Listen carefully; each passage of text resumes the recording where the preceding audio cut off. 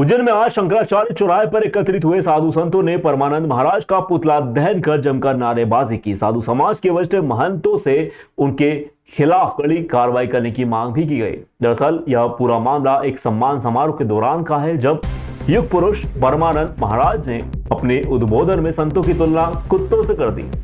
उनके बयान के अनुसार जो कुत्ता होता है वही अगले जन्म में महंत बनता है। इस बयान के बाद कार्यक्रम में मौजूद उनके अनुयायी हंसी उड़ाते हुए नजर आए। इसका विरोध अब उज्जैन के साधु संतों में भी देखने को मिल रहा है। श्री पंचायती निरंजनी अखाड़े के महंत सुरेश पुरी जी महाराज परमानंद महाराज ने पुतला दहन के दौरान दिए गए बयान की कड़ी निंदा की। उन्होंने कहा, इतने बड़े पद पर होते हुए उनकी इस प्रकार की भाषा अमर्यादित है। उन्हें इस प्रकार की भाषा का उपयोग नहीं करना चाहिए, क्योंकि उनकी भाषा, उनकी वाणी, उनके विचार पूरे देश दुनिया में सुनाए जाते हैं। महंतपुरी ने आगे कहा कि जो संत महंतों की इज्जत नहीं कर सकते, उनके मुख से ऐसी भाषा शोभा नहीं देती। युग पुरुष जी परमानंद जी गिरि जी महाराज का एक वक्तव्य हमने सुना था। उसमें उन्होंने अपने वक्तव्य में महंतों को कुत्ते की संज्ञा दी। उनका कहना है कि जो कुत्ता होता है वही अगले जन्म में महंत बनता है। इतने बड़े पद पर होते हुए उनकी इस प्रकार की भाषा अमर्यादित है। उन्हें इस प्रकार की भाषा का उपयोग नहीं करना चाहिए। क्यों? क्योंकि उनकी भाषा, उनकी वाणी, उनके विचार पूरे देश दुनिया में सुने जाते हैं। और वो संत महंत जो साधु संतों की ही इज्जत नहीं कर सकते, वो उस वक्तव्य में आप सुनिएगा, वहाँ पर हंसी ठहाके हो रहे हैं। उनके कहे गए शब्दों के बाद में पूरी जनता हंस रही है। तो क्या ये संत जिन्होंने घर छोड़े, परिवार छोड़े, जिन्होंने इतना त्याग किया, ये हंसी के पात्र बनने लायक हैं?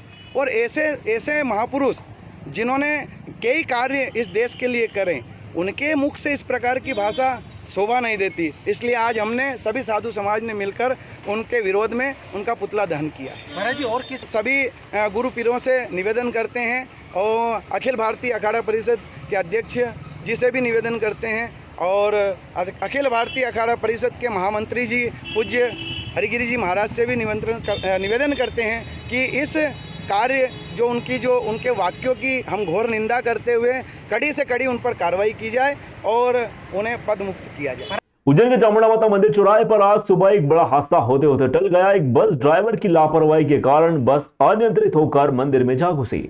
बस ने पहले एक स्कूल वाहन व ई रिक्शा को टक्कर मारी, जिसमें मंदिर के साइन बोर्ड व बाहर की दुकानों को भारी नुकसान पहुंचा। बस ड्राइवर गाड़ी चालू छोड़कर चला गया था, जबकि क्लीनर गाड़ी की सफाई कर रहा था। इसी दौरान रिवर्स गियर लग गया और बस अनियंत्रित होकर मंदिर में जा घुसी। मंदिर के साइन बोर्ड व बाहर की दुकानों को भारी नुकसान पहुंचा है। एक स्कूल वाहन व ई रिक्शा भी क्षतिग्रस्त हो गया। हालांकि गनीमत रही कि किसी को कोई बड़ी चोट नहीं आई। बस मालिक व पुलिस मौके पर पहुंच गए। क्षतिग्रस्त हुई सामग्री को फिर से सही करवाने की बात कही गई। पुलिस ने शिकायत करने की जरूरत नहीं समझी, क्योंकि किसी को कोई बड़ी चोट नहीं आई थी। घटना का सीसीटीवी फुटेज भी सामने आ चुका है। ये जो है सुबह 6 बजे वो कोई बस का क्लीनर था, उससे गाड़ी सामने नहीं, ड्राइवर था नहीं, और एकदम रिवर्स में गाड़ी आके ठुक गई। वो तो माता की कृपा रही, कोई मरा करा नहीं और सब सुरक्षित है। मतलब कोई पर नुकसान तो हुआ ही। इसको दोबारा से रिपेयरिंग करेंगे। बस के मालिक भी आ गए थे, वो बोल रहे थे हम रिपेयरिंग करवा देंगे। शिकायत वगैरह भी करी आपने? अब शिकायत क्या करो, दुर्घटना है। पर पुलिस तो थी ना, या शिकायत करने की जरूरत ही नहीं। पुलिस थी मौके के ऊपर, 5 मिनट में पुलिस आ गई। कोई मतलब किसी को कोई हाँ, कोई नुकसान, किसी को कोई खरोच भी नहीं आई, किसी प्रकार का कोई नुकसान नहीं। खाली ये है तो इसको सुधरवा लेंगे। तो कौन सी गाड़ियों को नुकसान हुआ उसका? एक वो था ई रिक्शा वाला, तो वो रिक्शा छोड़ के भाग गया। अच्छा हुआ बच गया। उसके रिक्शे को कैसा नुकसान नहीं हुआ, टक्कर जरूर हुई। कांग्रेस राष्ट्रीय प्रवक्ता डॉक्टर रागिनी नायक ने आज उज्जैन में एक प्रेस वार्ता के दौरान कहा कि पार्टी में उन घोड़ों को अब रेस के मैदान में लाने की जरूरत है जिनमें जीतने की क्षमता है, लेकिन वे अभी तक अस्तबल में ही बंधे हुए हैं। उन्होंने जोर देकर कहा कि उनका काम ऐसे सर्वश्रेष्ठ व्यक्तियों को ढूंढना और उन्हें आगे लाना है। डॉक्टर नायक ने बताया कि अहमदाबाद में कांग्रेस की बैठक के बाद कांग्रेस वर्किंग कमेटी के पदाधिकारियों की चयन प्रक्रिया में बदलाव किए गए हैं। इसी क्रम में वे 8 दिवसीय संगठनात्मक कार्यक्रम के तहत उज्जैन पहुंची हैं। इस दौरान उन्होंने जिला कांग्रेस कमेटी के पदाधिकारियों, विधायकों व विभिन्न मोर्चों के कार्यकर्ताओं से संवाद किया। यह कार्यक्रम 16 जून तक जारी रहेगा। इसमें ब्लॉक स्तर के कार्यकर्ताओं से भी मुलाकात की जाएगी। रागिनी नायक ने प्रधानमंत्री मोदी की मन की बात की तुलना राहुल गांधी की जन जन की बात से कर दी। उन्होंने कहा कि राहुल गांधी लोगों से मिलकर उनकी समस्याएं सुलझाने पर जोर देते हैं। मध्य प्रदेश के पूर्व मुख्यमंत्री शिवराज सिंह चौहान पर टिप्पणी करते हुए नायक ने कहा कि मोदी ने मामा को ठिकाने लगा दिया, अब राज्य में वही हो रहा है जो दिल्ली से मोदी चला रहे हैं। उन्होंने ऑपरेशन सिंदूर का भी जिक्र करते हुए सेना की वर्दी में पीएम मोदी की तस्वीर को सेना का अपमान भी बताया। देखिए, मध्य प्रदेश में कांग्रेस पार्टी का संगठन सृजन अभियान चालू हो गया है। मध्य प्रदेश के सारे जिलों में एआईसीसी से एक पर्यवेक्षक भेजा गया है, जिसके काम के 3 लक्ष्य हैं। पहला लक्ष्य तो ये कि जो निर्णय हो रहे हैं वो बंद कमरों में ना हो। जैसे मोदी जी अपने मन की बात जनता पर थोपने का काम करते हैं, ये उनका मॉडल है कि भाई कमरे में बैठे रहो और ज्ञान देते रहो और किसी दूसरे की बात ना सुननी है, ना समझनी है, ना रायशुमारी करनी है, ना संसद का विशेष सत्र बुलाते हैं, ना सर्वदलीय बैठकों में जाते हैं। एक ये मॉडल है। और एक राहुल गांधी जी का मॉडल है, जो कहते हैं कि जन जन के बीच जाकर जनता की नब्ज टटोलकर जनता से रायशुमारी कर कर पार्टी के बड़े निर्णय होने चाहिए। और इसी दृष्टि से पहला लक्ष्य जो है वो निर्णय का विकेंद्रीयकरण है। ब्लॉक स्तर पे जाकर, जहां संभव हो सके मंडल स्तर पे जाके कांग्रेस के कार्यकर्ताओं और जनता के बीच में बैठकर संगठन के पदाधिकारियों को नियुक्त करना। इसी श्रृंखला में जो दूसरा लक्ष्य है वो जिलाध्यक्ष बनाने का लक्ष्य है। जिलाध्यक्ष है, अगर हम उज्जैन शहर की बात करें तो शहर अध्यक्ष बनाने की बात है। जिलाध्यक्ष जनवादी हो, जनता के मुद्दों पर राजनीति करने वाला रहा हो, इसी के साथ साथ मुखर भी रहा हो, मुद्दे उठाए। और मुझे तो यहाँ लगता है, चूंकि ये मुख्यमंत्री का गृह क्षेत्र है, तो जो एक विपक्ष के नेता के रूप में भी एक अच्छे से सक्रिय भूमिका निभाए, कांग्रेस की समावेशी, उदार, मानवतावादी, धर्मनिरपेक्ष, विकासशील विचारधारा को जन जन तक ले जाकर संगठन को मजबूत करे। क्योंकि जिला अध्यक्ष मुझे लगता है संगठन की रीढ़ की हड्डी है। जितना मजबूत होगा उतनी ताकत, सशक्त हमारा संगठन बनेगा। और तीसरा लक्ष्य कि जिला अध्यक्ष के माध्यम से हम ब्लॉक, वार्ड, मंडल और गांव-गांव तक हम पहुंचने का काम करें। वो अध्यक्ष भी बनाएं और वो समितियां भी बनाएं। कलेक्टर रोशन कुमार सिंह ने जल संसाधन विभाग द्वारा कराए जा रहे घाट निर्माण क्षेत्र का निरीक्षण किया। कलेक्टर रोशन कुमार सिंह के द्वारा मंगलवार को सुबह आगामी सिंहस्थ महापर्व 2028 के अंतर्गत त्रिवेणी घाट के समीप वीआईपी घाट निर्माण क्षेत्र एवं हरियाखेड़ी का निरीक्षण किया गया। कलेक्टर सिंह ने समय सीमा में कार्य पूर्ण करने के निर्देश भी दिए तथा पॉइंट पर डबल लेयर करने के लिए भी कहा। इस दौरान जल संसाधन विभाग कार्यपालन अभियंता मयंक परमार, योगेश बिरला सहित ठेकेदार, फर्म फलोदी कंस्ट्रक्शन के अधिकारी एवं अन्य संबंधित विभागों के अधिकारी गण भी यहां पर मौजूद रहे। गौरतलब है कि मध्य प्रदेश शासन के मुख्यमंत्री डॉक्टर मोहन यादव की मंशानुसार उज्जैन शहर में शिप्रा नदी पर 29 किलोमीटर से अधिक के घाटों का निर्माण जल संसाधन विभाग द्वारा करवाया जा रहा है। सिंहस्थ 2028 को देखते हुए इन प्रोजेक्ट्स की डेडलाइन दिसंबर 2027 रखी गई है। कलेक्टर रोशन कुमार सिंह ने निर्माण कार्य की गति व क्वालिटी पर संतोष भी जताया है।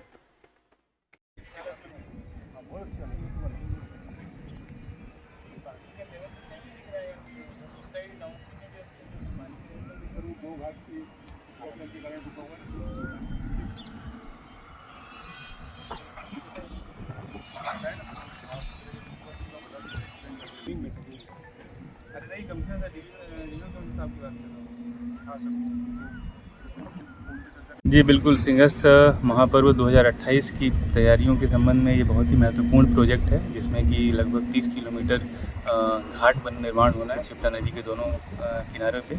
उसी के क्रम में ये कार्य शुरू हो चुका है। जैसा आप देख पा रहे हैं, लगभग कई किलोमीटर में जो है हमारे कार्य शुरू हो गए हैं, जो कि एक बहुत ही पॉजिटिव साइन है। हम लोग अभी त्रिवेणी घाट पर अभी मौजूद हैं और कार्य यहाँ पे शुरू हो चुका है। और इस प्रकार से लगभग 4 जगहों पे और शुरू हो चुका है। मंगलनाथ पे शुरू हो चुका है कार्य, चौघाट पे कार्य शुरू हो चुका है और कार्य काफ़ी तेज़ गति से चल रहा है, जो कि बहुत पॉजिटिव साइन है।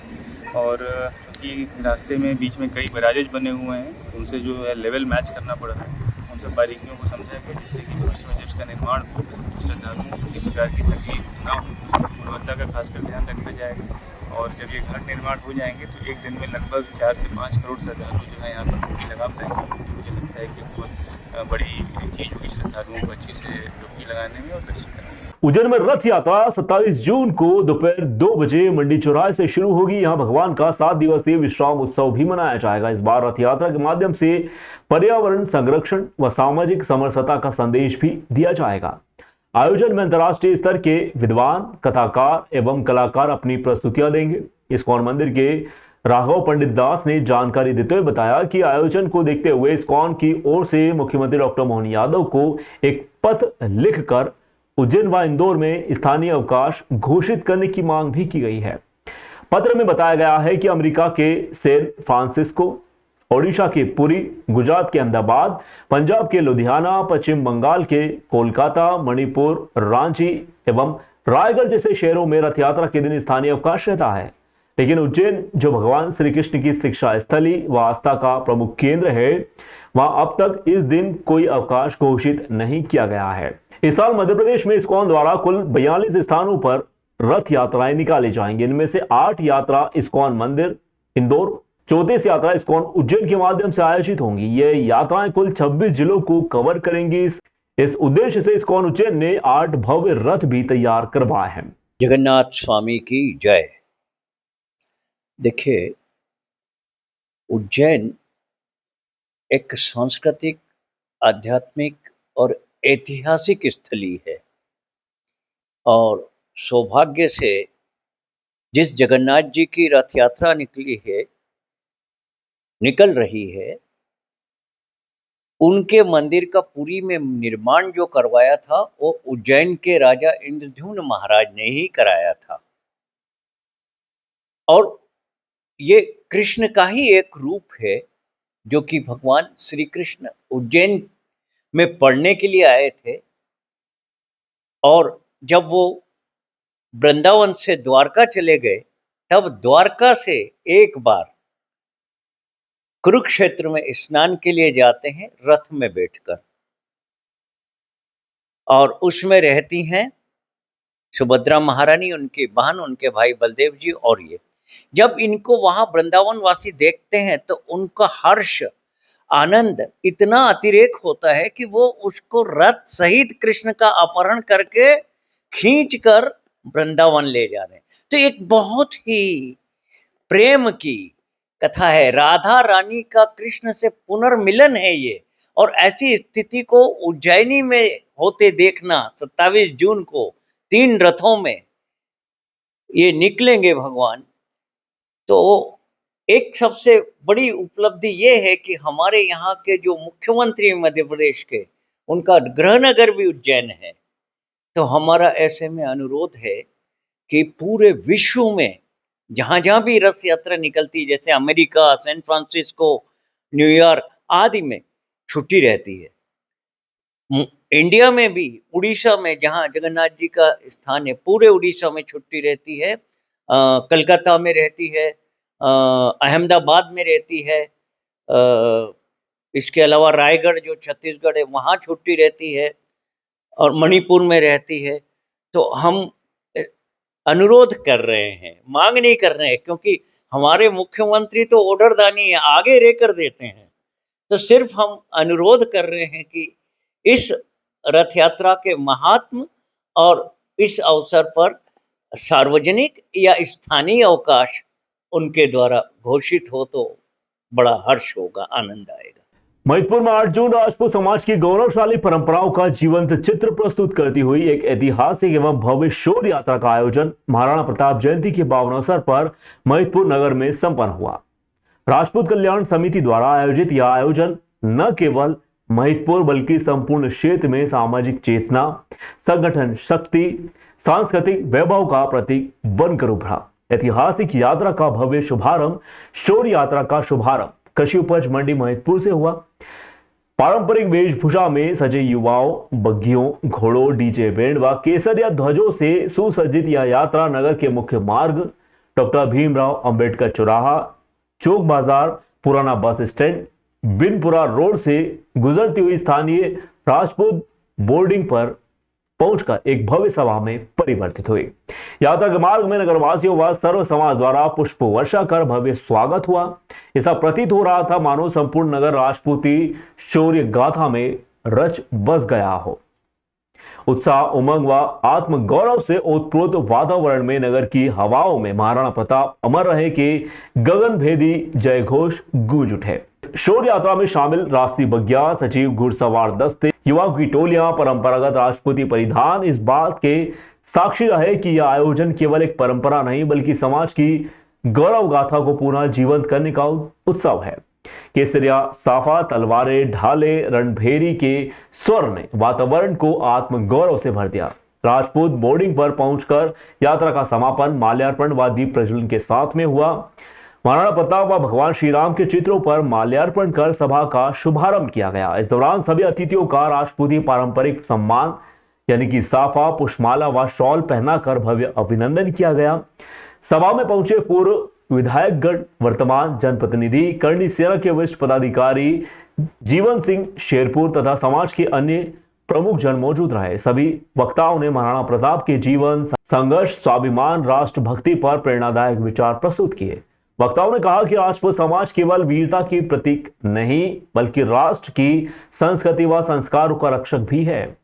समाज सेवी विजय सिंह गौतम ने जानकारी साझा करते हुए बताया कि इस आयोजन में हजारों की संख्या में महिदपुर विधानसभा के ग्रामीण अंचलों से समाजजन शामिल हुए हैं। उन्होंने बताया कि आयोजन राजपूत समाज की एकता, संगठन शक्ति व सांस्कृतिक विरासत का जीवंत प्रमाण है। करनी सेना के दूर दराज से पधारे पदाधिकारियों एवं कार्यकर्ताओं की उपस्थिति ने आयोजन को ऐतिहासिक बना दिया। अंत में विजय सिंह गौतम सहित आयोजकों ने सभी समाज बंधुओं, नगरवासियों, अतिथियों व समस्त कार्यकर्ताओं का आभार व्यक्त करते हुए कहा कि इस आयोजन ने यह सिद्ध कर दिया है कि यदि समाज संगठित हो तो कोई भी लक्ष्य असंभव नहीं है।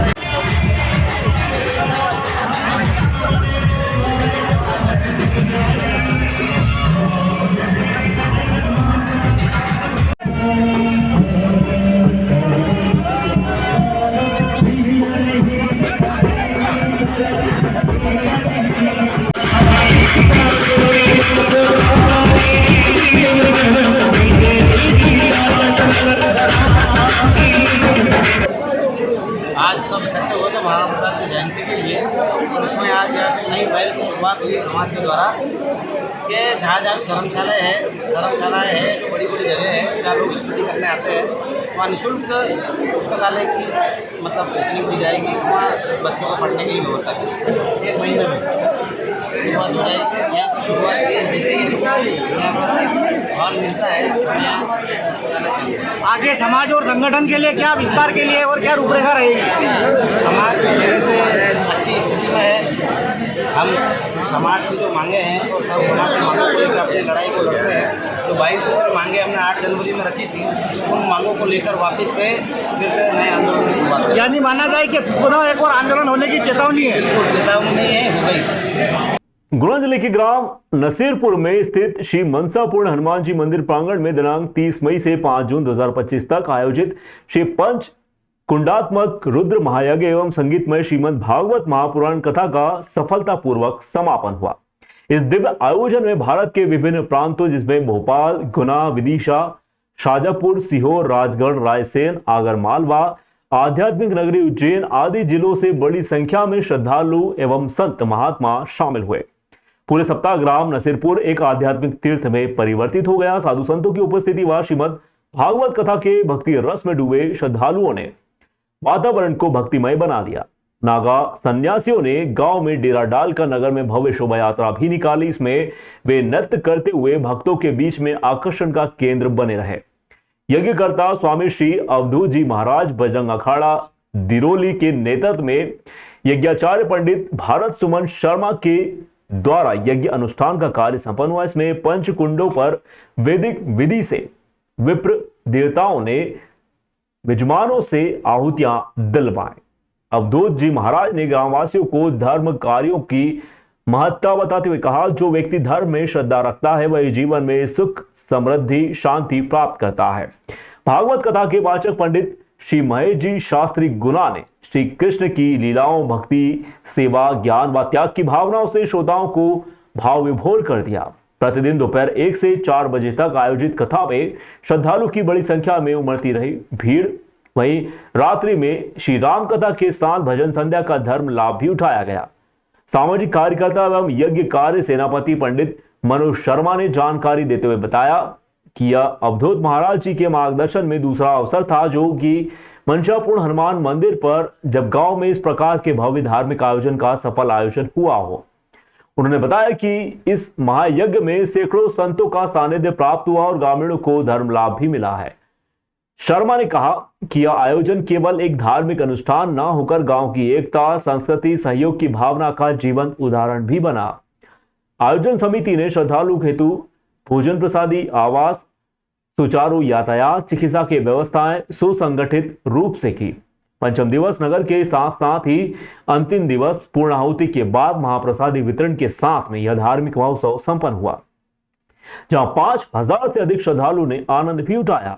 धर्म की जय हो, अधर्म का नाश हो, इस उद्घोष के साथ में ग्रामवासियों ने संकल्प लिया कि भविष्य में भी इस प्रकार के आयोजन गांव की संस्कृति व आस्था को जीवंत रखेंगे।